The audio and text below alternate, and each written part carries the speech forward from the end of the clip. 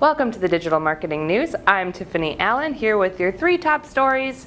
You can find the rest, of course, on the TopRank blog. But our first story of the day is a recent study from Brightback found that 97% of the over 300 B2B and B2C business leaders they surveyed said customer retention is a top priority. Of course, we know as marketers that retaining a customer is a lot more cost effective than acquiring new ones, so this makes sense kind of on both sides of the fence. So 68% of B2B respondents were confident that their company prioritizes adequately their customer retention and customer experience, but 29% said they could do better, right? So that's always good, knowing that you're trying really hard, but always have room for improvement and optimization. But only 14% of B2B respondents said that customer experience and support was a top priority for them. So if we're going to prioritize retention, we should probably prioritize experience as well, just something to think about in your strategy. But 32% of these B2B marketers also said that onboarding new customers efficiently and effectively was a top priority for retention. So again, yes, you want to make sure people have a good onboarding experience, but you want to make sure ultimately that their experience the entire time they're doing business with you is a good one. So avoid that disconnect, just focus on providing a good experience.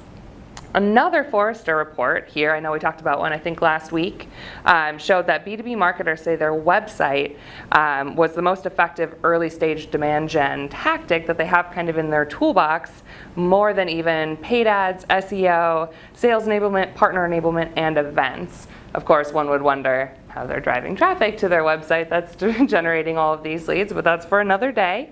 But after evaluating these B2B sites, Forrester found pretty big issues with almost all of them, mainly being that the content isn't answering key questions or compelling enough to keep somebody on site. Again, folks are having to click through these sites quite a bit to find the answers to their questions they're there to look for. So that's something to think about too for your website. If you're using it for demand gen, for any of that early stage kind of lead landing, make sure that you're answering key questions. Of course, that usually comes from some kind of best answer content and SEO strategy, something we talk about quite a bit on the blog, but making sure that you're answering those key questions, having FAQs and things like that on your site will be paramount to success if you're trying to generate those leads. Forcing people to click through a bunch of times, probably not the most helpful to get those folks into the funnel. And finally, for all of you search marketers out there, I know we've been talking about the robots.txt and the no-follow directives for about 3 or 4 years now, but Google has officially stopped supporting no index in the robots.txt file as a directive.